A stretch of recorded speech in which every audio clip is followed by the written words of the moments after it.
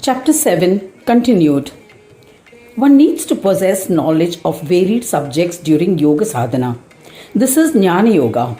A yogi who has become one with Brahma has become engrossed in that knowledge of Jnana. He thinks, I have become one with the divinity of Brahma. Then, how can I be possessed with knowledge that creates various delusions? When a human abandons the illusory knowledge, he becomes immersed in Brahma. He forsakes all the chain of thoughts in his heart. Thereafter, he attains bliss and meditates on the divine Brahma. I am definitely neither the doer nor the one who gets things done. I am considered as the doer of karmas by the ones who are entangled in illusions created by Maya. I am the form of witness. I am not the doer of acts of the physical body. I am the Shuddha Brahma. Whatever inspired action is performed is an illusion created by Maya. The Jiva, individual incarnated soul, who is the form of a witness, is not established in her. I am neither endowed with moha, nor am I devoid of moha. This is the belief of those who do not understand yoga. Have no doubt about it. A Mahayogi who is established in the Jnana Yoga in his heart forsakes delusions created by the inspirations and forever remains aloof. O Daksha, this great soul is never interested in anything. He is united with Brahma and is forever in bliss. I have explained this especially useful Jnana Yoga wherein the Atma remains unattached and resides as a witness in the body. O Daksha, as the one who is interested in the various states of yoga, I shall now explain that state of Samyoga. A yogi who has comprehended it and has become united with the divine will never lose peace he has attained. The body is linked to karmas and therefore one should definitely practice karma yoga. In karma yoga, mind is which is the discriminating factor, that is Viveka Rupa, is a witness. Even if a particular deed is unpleasant but a necessary duty, it should be performed impassively. The mind should not feel sadness. O Daksha, when one experiences the state of I am Brahma, then how can such dualities emerge in the mind? I shall elaborate on this aspect. The physical body is linked to karma, but discriminating intelligence, the viveka, is not linked to a particular karma. It decides if the karma is appropriate or inappropriate. When such a duality emerges, the Mahayogi should practice Samayoga. I reside in the body and I am linked to karmas, but in the mind I am the pure Sakshi. I perform those deeds that are a result of propriety and karma coming together. Even if Viveka is absent, the Deha will perform some karmas. But if the Deha is absent, to whom will the mind impart the knowledge? They both perform their deeds. I reside in both of them as Ananda, becoming one with their form. As I exist in the Deha, I am linked to karmas. As I am in the heart, I am able to be discriminatory. I create two types of Maya and reside joyously. I exist as endowed with a title and without it, with or without upadhi, and reside in both of them, maintaining equilibrium. There is no doubt about it. One should behave like Brahma, that is, remain as one form, by the union of Deha as external and Viveka as internal. Samayoga is a practice and discipline that brings us harmony and balance in all aspects of life, as well as an understanding that choices that bring us equanimity. By residing in the body, one should be a doer of karma. In the heart, one should remain in the Sakshi Rupa. And forsaking both these states, become the state of joy or Ananda. Wherever differences and dualities exist, one should maintain restraint and reside in joys. When a collection of all such joys occurs, one should consider it as a divine bliss. O Prajapati, whenever one is faced with dualities, the wise ones should behave with wisdom. One should assume that wherever I exist, duality exists, and one should rise above it and behave accordingly. Yogis of yesteryears have proposed this definition of Ananda. A human who has attained divinity should tackle such circumstances calmly. O Prajapati, what follows is a description of the joy bestowing Sahaja state. Mahayogis must abide by it with resoluteness. The body is endowed with karma. Hence, one should practice restraint and perform these karmas like a yogi. The best of yogis perform karmas as an offering to Brahma. Karma should be performed without expecting rewards. If they are not met with fruits, they will be disheartened. Its effects are always felt in every circumstance. One will be restless and also make others unhappy. One should always practice neutrality. In any dilemma, there are three sides: supporting one, opposing one, or remaining neutral. One should always choose the third option of remaining neutral. There can be forgetfulness, delusions, or some other unforeseen adversities affecting one. One should not hold any regrets. In day-to-day affairs, karma, jnana, or their aggregation, all these three are dependent on other factors. They occur due to Maya. But when one ascends to the Turiya state, liberated while alive, you are freed from the bondage of Maya and become dependent only on yourself. Swadhina. There are the rules that bind you, and you can decide which karmas you want to perform. निश्त्रैगुण्ये पति विचारत्नम को विधि को निषेधः. That is, laws dictating what is proper and improper to do not apply to persons who have gone beyond the three gunas. The three states mentioned above are at the discretion of the person liberated while living, who is a Jivan Mukta. There's no doubt about it. It is also a delusion that they conduct themselves influenced by Prarabdha.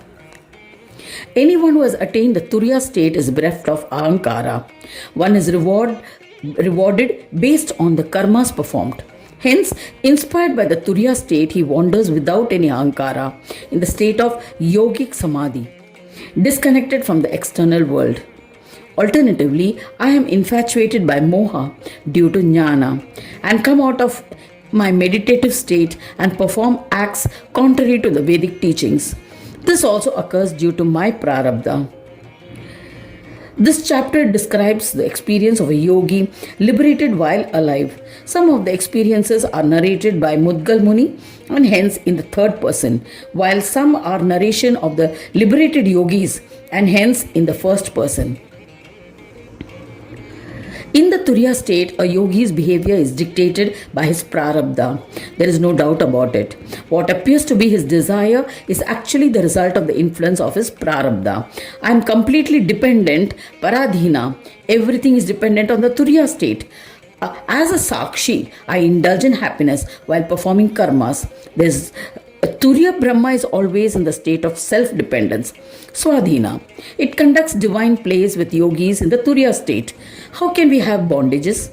The state of Turiya is the cause of what is occurring. What is my role in it? The Lord conducts his plays as per his own free will. O Prajapati, I have described the Sahaja state to you. Whatever happens is caused by it, but it cannot be explicitly said that it is a cause. After birth, some acts occur on their own. The child does not desire such deeds. Hence, the Turiya state is considered as Sahaja Yoga. Next is the description of the state of Swananda, where one has merged into the divine Brahma. Listen to its joy-bestowing description. The Turiya state is self-dependent. There is no one to inspire it.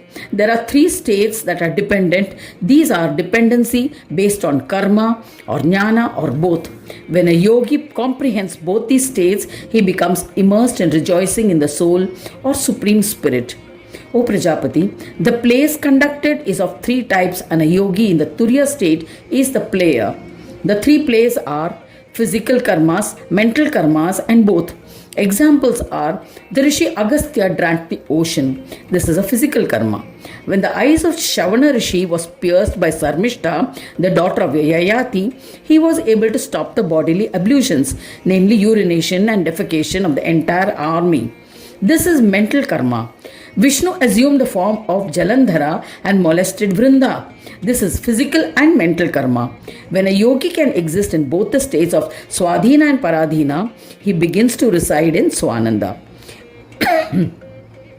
When one has completely merged into Brahma, how will he be aware of the two states of Swadhina and Paradhina? Both the states have originated from Maya. There is no doubt about it. The extremely powerful one liberated while alive must roam in the four Brahmas and the great soul must also reside in their Sanyoga form. He should realize that I exist in the four Brahmas. For him to exist in Sanyoga, he assumes an embodied form and abides by his prarabdha. As Karma Yoga, a yogi must perform his kriyas and with his body. As a Jnana Yogi, he must remain mentally detached and non-judgmental from them. He should neither experience joy nor dejection as a result of his deeds. He should observe restraint and perform his karmas with joy innately, like the act of breathing. If it does not happen, actions result in grief. O Daksha, he must be united with all the four, yet realize that he is distinct and conduct himself thus in the yogic state. This awareness is the state of yoga. The form of Atma does not exist in any state. So, how will the bearer of that state exist? I have already elucidated that when one attains this realization, he is in the state of yoga. The idea of both these states and its bearer is an illusion created by Maya. In reality, Atma does not exist in such states. Yogis say that the realization that one is united with the four states and yet distinct from them is the state of yoga. If one remains in that state of yoga, the state of peace never diminishes. I shall now elucidate another state of yoga called ayoga. In that state, the yogi, having attained the state of ayoga, always remains in the nivritti state, free from worldly attachments. He is completely absorbed in the divine Brahma and always remains in that state. In this manner, when one has retired from all worldly commitments, his mental peace will never diminish.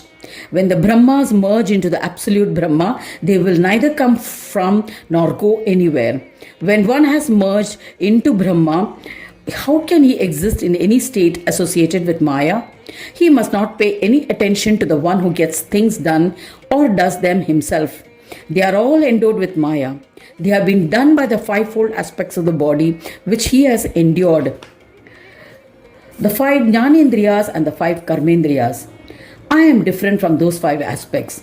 Then, if the five aspects are involved in something, how can I be blamed for it? He should remove the feelings that I am their supporter.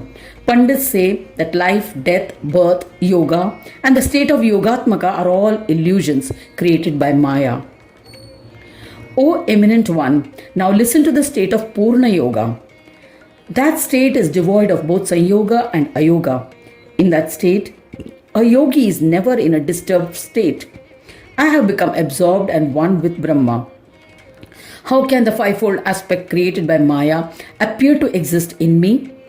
Ayoga state is devoid of Maya. When there is no Maya, the connection with everyone is lost. Chitta is always guided by the Shastras as to whether to perform or refrain from any karma. But when a yogi becomes one with Brahma, he becomes free of the guidance and the Chitta becomes meaningless. It cannot decide to do anything. The body performs karmas. At the same time, Jnana Yoga exists in the heart. Jivan Mukta experiences Sahaj Yoga. One experiences a state of Swananda when one is connected with all. In the state of Ayoga, one experiences Nivritti. In the state of Yoga, one experiences Shanti. In this manner, a highly intellectual yogi should practice the various yoga sadhana, become one with Brahma, and definitely strive for attaining peace. I have elucidated the joy-bestowing state of yoga that bestows union with Brahma. This is how a yogi sustains his physical body. The yogi must abide by the rules of Varnashrama Dharma for the welfare of mankind. He should perform his duties in the best possible manner without any desire for the fruits of his actions.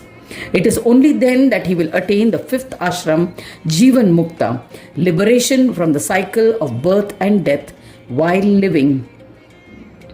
This is when he is beyond all states. O Prajapati, it is then that he goes beyond the rules and regulations of the scriptures and becomes Vinayaka. Whatever deeds he may perform will be the form of yoga. O Prajapati, when he is in any stage of Varnashrama, he is bound by the precepts of the Vedas and other scriptures. But even when he is not in any of these states, he must not perform karmas contrary to these precepts.